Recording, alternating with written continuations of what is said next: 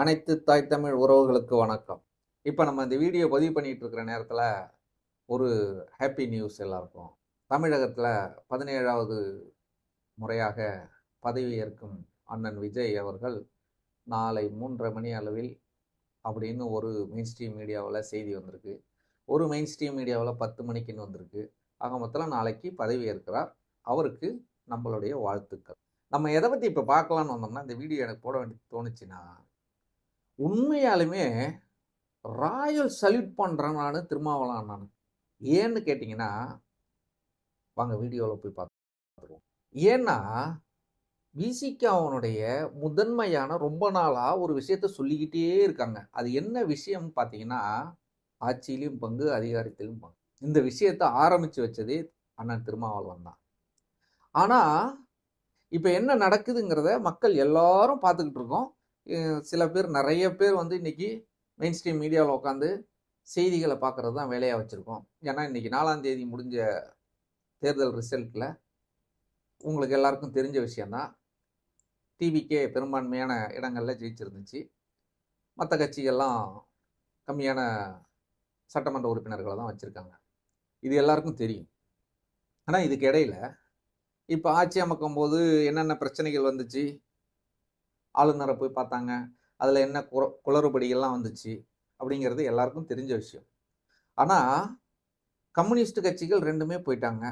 இந்திய முஸ்லீம் லீக்கும் ஆதரவு தரமாட்டேன்னாங்க, அவங்களும் வெளியிலிருந்து ஆதரவு தெரிவிக்கிறதா சொல்லிட்டாங்க. ஆனால் இன்னைக்கு 4 மணி வரையிலையும் அவருடைய நிலைப்பாட்டை அண்ணன் திருமாவளவன் அவர்கள் அறிவிக்கவே இல்லை. ஒரே பரபரப்பாக இருந்துச்சு அரசியல் கிழமை.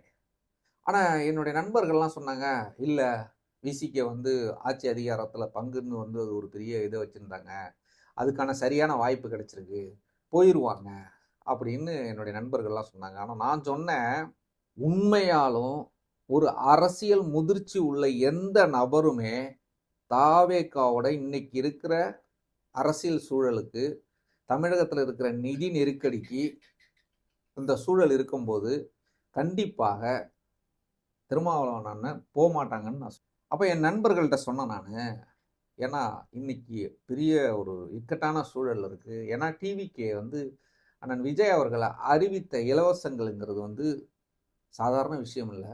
அதை செயல்படுத்தணும்னா ஒரு பெரிய ஒரு யாராலையும் முடியாதுங்கிறது தான் நிலைமை. இன்னைக்கு இருக்கிற எந்த ஆட்சி வந்தாலும் 26ல் ஆட்சி நடத்துறது எந்த அரசியல் கட்சியாக இருந்தாலும் ரொம்ப கஷ்டமான நிலை தான். அது நல்லா அரசியலை உற்று நோக்குறவங்களுக்கு தெரியும். அப்படின்னு சொல்லியிருந்தேன். நண்பர்கள் இல்லை போவாங்க, முதலமைச்சர் பதவி கேட்குறாங்க, அதை இல்லாமல் மந்திரி பதவி கேட்குறாங்க, ஈரோடு கிழக்கில் வந்து அண்ணன் விஜய் வாபஸ் வாங்கினதும் திருமாவளவன் அண்ணன் நிற்கிற மாதிரியும், அங்கே ஜெயிச்சு வந்து துணை முதல்வராக பதவி இருக்கிற மாதிரியும், இப்படியெல்லாம் சில நிறைய கருத்து உருவாக்கங்கள்லாம் போச்சு. ஆனால் அண்ணன் திருமாவளவன் உண்மையாலுமே பாராட்ட வேண்டிய விஷயம் என்னன்னா, கணிச்சு தெளிவான முடிவை எடுத்திருக்காருன்னு தான் நான் சொல்லுவேன். ஏன்னா நாங்கள் வெளியிலிருந்து ஆதரவு தரோம் அப்படின்னு சொல்லி ஒரு தெளிவான முடிவு எடுத்திருக்காரு. ஏன்னா ஆட்சியில் அதிகாரத்தில் இவங்க பங்கு வாங்கிட்டு அங்கே போனால் என்ன நடக்குங்கிறது மக்களாகிய உங்களுக்கு தெரியுமா என்னன்னு தெரியல. ஓட்டு போட்டவங்களுக்கு தெரியாது, ஓட்டு போடாதவங்களுக்கு தெரியும், அரசியல் தெரிஞ்சவங்களுக்கு தெரியும். என்ன நடந்திருக்குன்னு பார்த்தீங்கன்னா, இந்த ஆட்சி சரியான ஆட்சியாக அமையல, பிரச்சனைகளோடு நடக்குதுன்னா, அந்த பிரச்சனைகளை முக்கியமான காரணங்களுக்கு இந்த பிரச்சனைக்கு யாராவது கேள்வி கேட்டால் விஜய் அண்ணன் என்ன சொல்லுவார்னு நினைக்கிறீங்க? எனக்கு மூத்தவங்கெல்லாம் இருக்காங்க, எனக்கு அந்த அளவுக்கு அரசியல் முதிர்ச்சி இல்லை, நான் இப்போ தான் கற்றுக்கிட்டு இருக்கேன், ஐ லேர்ன் ஃப்ரம் ஹியர் அப்படின்றவார். அப்போ இவங்கெல்லாம் இருந்து இவங்கெல்லாம் செஞ்சு நல்லதை செஞ்சிருவாங்கன்னு நினச்சி நம்பி இருந்தேன் அப்படின்னு சொல்லுவார். அதை இந்த அறிவார்ந்த மக்கள் இருக்காங்கல்ல, அவங்களும் நம்புவாங்க. அப்போ அந்த இடத்துல விஜய் ஸ்கோர் பண்ணி மேலே போயிடுவார், திருமாவளவன் கீழே போயிடுவார். அப்போ இவ்வளவு நாளாக நீங்கள் பேசுனது எல்லாமே பொய்யா கோபாலு அப்படின்னு மக்கள் கேட்குற நிலைமைக்கு வந்துடுவாங்க. ஏன்னா இந்த விஷயத்த டிவிக்கே கண்டிப்பாக செய்யும். அதனால் இதை தெரிஞ்ச முதிர்ச்சியான அரசியல்வாதிகள் தெளிவான ஒரு முடிவு எடுத்திருக்காங்க.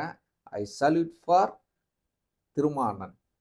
இப்போ ஏன்னா நீங்கள் வந்து இதில் எப்படி எக்ஸ்போஸ் ஆகும்னு நான் ஒரு சில விஷயங்கள் உங்கள்கிட்ட சொல்லணும்.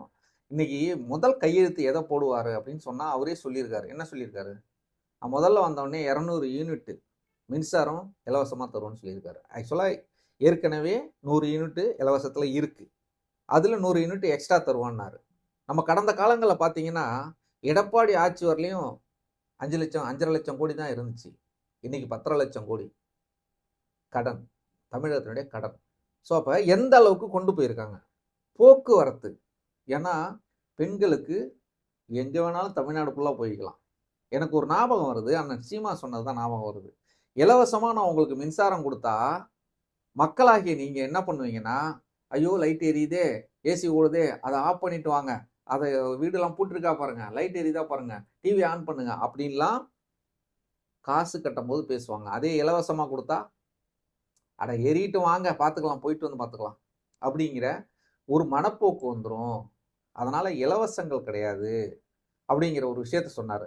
ஆனால் இவர் இலவசங்கள் பஸ்ஸு கொடுக்கும்போது எங்கே வேணாலும் போகலாம். இப்போ நான் சந்தித்த சில என்னுடைய உறவினர்களே சொல்கிறாங்க, அண்ணன் ஆட்சிக்கு வந்ததும் நான் திருச்செந்தூர் போகலான் இருக்கேன், பழனி போகலான் இருக்கேன், திருத்தணி போகலான் இருக்கேன்.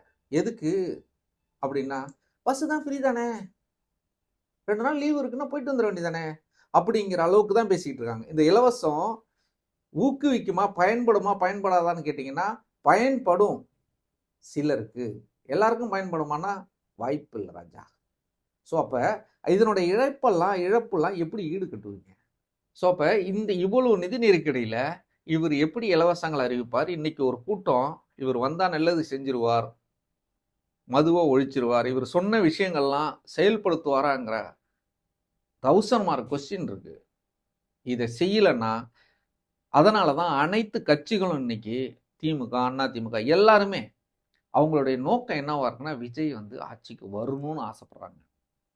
ஏன்னா இல்லைன்னா விஜய் அண்ணனை எக்ஸ்போஸ் பண்ணவே முடியாது. நீங்கள் முகத்திரையை கிழிக்கவே முடியாது. ஏன்னா இங்கே ஒரு கூட்டம் முழுசாக நம்பிக்கிட்டு இருக்கு. இப்பயும் ஆளுநர் செய்யறதுக்கு பூரா இல்லை டிஎம்கே செய்யுதுன்னு சொல்லிட்டு இருக்காங்க. அந்த நிலைமையில தான் இருக்கு. நம்ம போய் பேசினாலுமே அப்படிலாம் கிடையாது. செய்வாரா, செய்யலைன்னா பிரச்சனை இல்லை அப்படிங்கிற மாதிரி பேசுறாங்க. இந்த அறிவார்ந்த கூட்டம் ஒன்று இருக்கு, அந்த கூட்டம். அதனால இந்த விடயத்திலிருந்து, இந்த இடத்திலிருந்து தெளிவான முடிவை எடுத்த அண்ணன் திருமா. ஏன்னா ஆட்சியிலையும் அதிகாரத்திலையும் பங்கெடுக்கிறதுங்கிறது அவங்களுடைய கனவு. அதுக்கான வாய்ப்பு இருந்தும் வேணான்னு சொல்றாருன்னா, இது அரசியல் தெரிஞ்சவங்க யோசிச்சு பாருங்க, தெளிவா புரியும்.